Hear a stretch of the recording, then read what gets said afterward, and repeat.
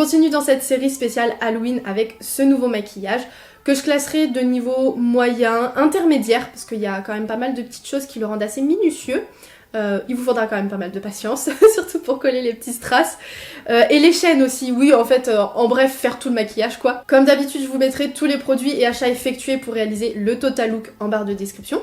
Et puis, écoutez, on commence le tuto de suite. Avant de réaliser ce make-up, je vais construire ma couronne. Donc pour ça, je vais avoir besoin d'un support serre-tête, de colliers de serrage, d'un ciseau et d'une bombe de peinture blanche pour colorer mon support puisqu'il était en doré, donc pas la couleur que je voulais, avec une petite guirlande lumineuse. Alors là, j'en ai deux parce que je savais pas sur quelle couleur partir, mais une, c'est largement suffisant. J'ai donc serré tous les liens autour de mon premier cerceau et je me suis vite rendu compte que ça bougeait. En fait, mon serre-tête était pas du tout assez épais. Donc c'est pas grave, j'ai tout placé jusqu'au bout, puis une fois que ça me convenait, j'ai rajouté de la colle avec mon pistolet pour bien fixer l'ensemble à la fois sur le dessus et le dessous. J'ai répété les mêmes étapes pour le deuxième arc, sauf qu'en plus j'ai coupé le bout des branches afin d'avoir quelque chose en pointe. Et ça a été la partie la plus délicate, je dirais, parce qu'il fallait relativement couper aux mêmes longueurs et à chaque fois sans accrocher les autres à côté, mais en prenant son temps, nickel. Pour là, il n'y avait pas nécessairement besoin de colle, mais comme il y en avait en haut, c'était pour qu'au niveau de texture, ça soit pareil. Et une fois que tout était bien figé, j'ai bombé le tout. Il préconise 6 heures de sèche avant la prochaine couche. S'il y a, moi j'ai simplement fait l'autre côté le lendemain puisque j'avais commencé le soir. Et pour que tout soit complètement sec, je vous conseille vraiment d'attendre 24 heures. Et afin que ça ne colle pas sur le papier bulle, je l'ai tout simplement laissé poser sur une boîte. Pour la partie bijoux, voilà aussi le matériel. Je vous laisserai mettre pause pour voir en détail. J'ai d'abord enlevé la partie de la chaîne que je ne comptais pas me servir, puis je l'ai placée sur mon visage pour voir à peu près ce que ça donnait et prendre visuellement mes mesures. En repère avec mon ongle, j'ai coupé quand je pensais que c'était bon. Et voilà, et c'est comme ça que j'ai fait pour les 3 autres. Pour les pendentifs, j'ai gardé la croix et la goutte. J'ai pris un petit anneau, la croix que j'ai glissée dedans, puis une des chaînes où j'ai refermé le tout pour que ça tienne bien.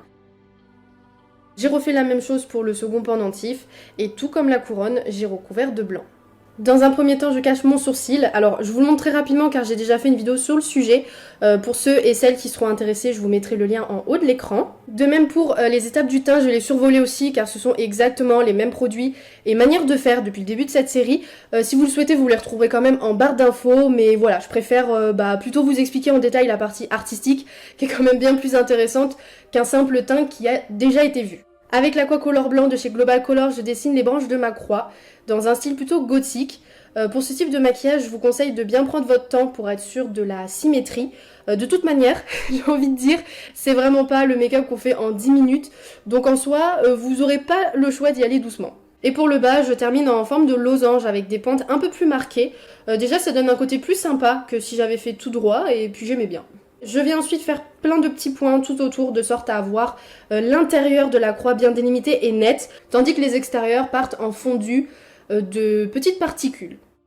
Toujours avec le même pinceau et le blanc, je trace mon liner et je le fais assez imposant. Je veux vraiment qu'il prenne tout l'espace de ma paupière et bien évidemment je le termine avec une belle et grande virgule jusqu'à quasiment la pointe de mes sourcils. Avec le crayon Epic Wear blanc, je crayonne l'intérieur de mes muqueuses. Puis je prélève un peu de fard gras de chez Make Up For Ever, le Color White, afin de teindre mes sourcils. Et en reprenant l'Aquacolor, je peaufine les endroits où ça n'a pas pris, donc principalement sur la peau où j'ai mes petits manques de poils. Je fais de même pour les cils supérieurs et inférieurs afin d'enlever tout reste de noir. Pour les faux cils, j'utilise mon autre nouvelle acquisition de chez Eldora mais en blanc, les B803. Et comme ils sont gros en coin interne, ça peut avoir un petit peu de mal à coller la première fois. Donc je remets un coup de colle, je replace et normalement c'est good. Pour les franges inférieures, ce sera là encore celle de Padoli Love que je vais colorier avec mon aqua. Et pour les nettoyages, vous inquiétez pas, ça se démaquille très bien, ça ne les abîme pas. Je vais pouvoir enfin venir poser mes petites créations. Et là, je dois dire que c'était un peu le moment verdict de savoir si ça allait tenir ou pas. Mais au final, nickel.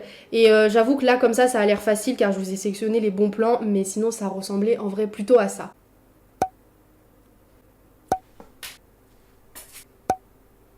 Je rajoute des strass de chez Cultura et Criolan pour décorer aussi le côté crucifix. Et là, j'alterne entre les deux, un coulet blanc, puis les petits en perles. Et puis tout comme les points, je fais tout le contour. Je repasse sur mes lèvres avec mon correcteur afin d'enlever le côté rosé. Et en guise de rouge à lèvres, je vais utiliser mon aqua. Limite, le make-up n'est fait qu'avec ça. Où je fais un sorte de fondu sur le bas et net en haut. Et je trouvais que le blanc avait pris un petit peu trop d'espace, donc j'ai repris mon pinceau avec ce qui restait de correcteur pour l'effacer légèrement. Puis j'ai terminé mon maquillage avec la nacre lip de NYX, la Brighten Up, en la déposant sur tous mes points de lumière possibles, donc le nez, le bout des lèvres, l'arcade sourcilière, le coin interne des yeux et les pommettes.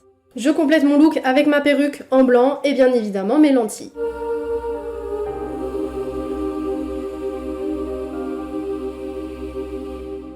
Voilà, c'est terminé, on arrive au bout. J'espère que ça vous aura plu. Je crois que de toute cette série, c'est vraiment le maquillage que je préfère. Avec celui de demain aussi, je vous en dis pas plus, vous verrez. Et si jamais vous aimez mon travail, vous pouvez aussi le partager à d'autres personnes. Voilà, ça m'aide à me faire connaître et puis ça fait toujours plaisir. Et puis sur ce, on se retrouve demain à la même heure pour notre dernière vidéo.